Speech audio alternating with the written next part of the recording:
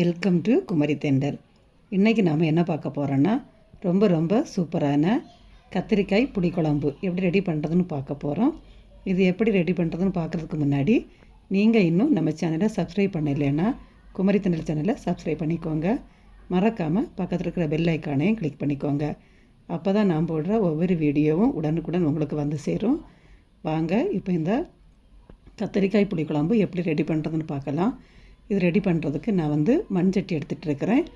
நார்மலாக இந்த மாதிரி புளிக்குழம்பெல்லாம் நம்ம நார்மலாக சட்டியில் பண்ணுறதை விட இந்த மாதிரி மண் சட்டியில் பண்ணும்போது டேஸ்ட்டு ரொம்பவே நல்லா இருக்கும். அதில் 2-3 ஸ்பூன் அளவுக்கு நல்லெண்ணெய் சேர்த்துக்கோங்க.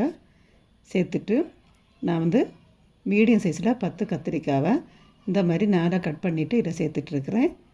சேர்த்துட்டு இந்த கத்திரிக்காயை நல்லா வதக்கி எடுத்துடலாம்.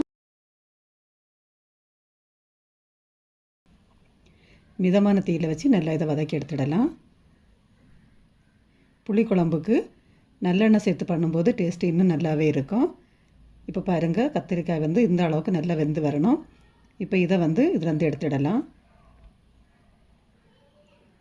இந்த மாதிரி எல்லாம் எடுத்ததுக்கப்புறமா அதே எண்ணெயில் நான் ஒரு பெரிய வெங்காயத்தை பொடிசாக கட் பண்ணிவிட்டு சேர்த்துட்ருக்கிறேன். நீங்கள் பெரிய வெங்காயத்துக்கு பதிலாக சின்ன வெங்காயம் சேர்க்குறதுன்னா 15-20 மாதிரி சின்ன வெங்காயம் சேர்த்துக்கோங்க.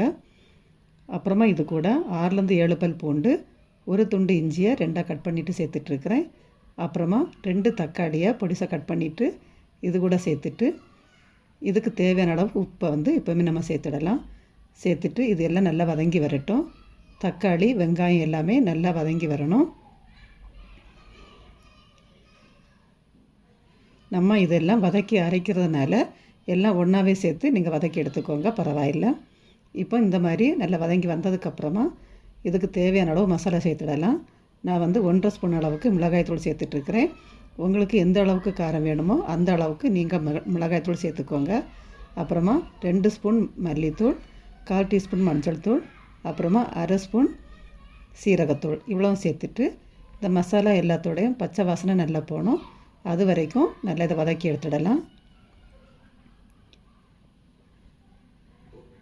இந்த மாதிரி நல்லா இது வதக்கி எடுத்ததுக்கப்புறமா இப்போ இதில் 2-3 ஸ்பூன் அளவுக்கு மட்டும் துருவின தேங்காய் சேர்த்துக்கோங்க. தேங்காய் ரொம்ப அதிகமாக சேர்க்கக்கூடாது. தேங்காய் ரொம்ப அதிகமாக சேர்த்துட்டிங்கன்னா புளிக்குழம்போட டேஸ்ட்டே மாறிடும். அதனால் 2-3 ஸ்பூன் மட்டும் தேங்காய் சேர்த்துக்கிட்டால் போதும். இப்போ ஸ்டவ்வை ஆஃப் பண்ணிவிட்டு இதை நல்லா ஆற விட்டுக்கோங்க. ஆறினதுக்கப்புறமா இதை நம்ம மிக்ஸி ஜாரில் சேர்த்து நல்லா அரைச்சி எடுத்துக்கோங்க. இப்போ அதே கடாயில் 2-3 ஸ்பூன் அளவுக்கு நல்லெண்ணெய் சேர்த்துக்கோங்க. நல்லெண்ணெய் நல்லா சூடாகி வந்ததுக்கப்புறமா 1/2 ஸ்பூன் கடுகு சேர்த்துக்கோங்க. கடுகு நல்லா பொரிஞ்சு வந்ததுக்கப்புறமா இதில் ஒரு மீடியம் சைஸ் பெரிய வெங்காயத்தை பொடிசாக கட் பண்ணிவிட்டு சேர்த்துக்கலாம். பெரிய வெங்காயத்துக்கு பதில் நீங்கள் சின்ன வெங்காயம் சேர்க்குறதுன்னா 10 மாதிரி சின்ன வெங்காயம் சேர்த்துக்கோங்க.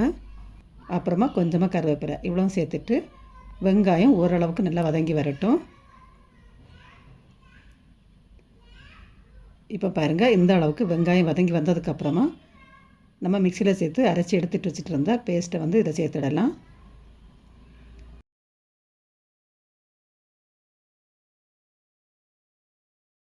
சேர்த்துட்டு இந்த எண்ணெயிலேயே 2 நிமிஷத்துக்கு நல்லா இதை வதக்கி விட்டுக்கோங்க. முதல்ல தண்ணி எதுவுமே சேர்க்காமல் நல்லா வதக்கி எடுத்துடலாம். நல்லா எண்ணெய் பிரிஞ்சு வர்றது வரைக்கும் இதை நல்லா வதக்கி எடுக்கணும்.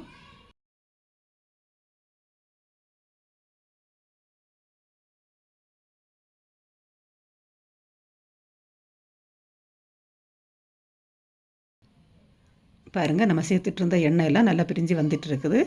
இப்போ இந்த அளவுக்கு நல்லா வதங்கினதுக்கப்புறமா நான் 1/2 எலுமிச்சம்பழம் அளவு சைஸ் புளியை தண்ணியில் கரைச்சிட்டு எடுத்து வச்சிட்டு இருந்தேன். அந்த தண்ணியை மட்டும் இதில் சேர்த்துடலாம். சேர்த்துட்டு உங்களுக்கு கிரேவி எந்த அளவுக்கு வேணுமோ அந்த அளவுக்கு தண்ணி சேர்த்து மிக்ஸ் பண்ணிக்கோங்க.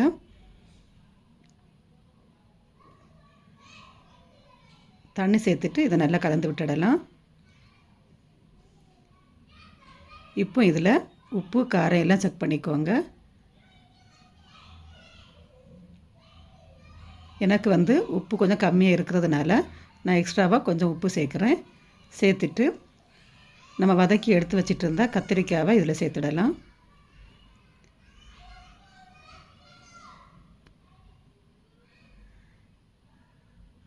இப்போ நல்லா கொதித்து வந்ததுக்கப்புறமா மூடி போட்டு வேக வைக்கணும்.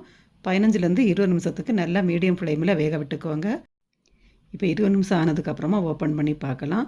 பாருங்கள், ரொம்ப ரொம்ப அருமையான கத்திரிக்காய் புளிக்குழம்பு ரெடி ஆகிடுச்சு. நீங்களும் இதே மாதிரி ட்ரை பண்ணி பார்த்து எப்படி வந்துச்சுன்னு உங்களோட ஃபீட்பேக்கை கமெண்ட்டில் சொல்லுங்கள். மீண்டும் இன்னொரு ரெசிபியோடு உங்களை சந்திக்கிறேன். நன்றி, வணக்கம்.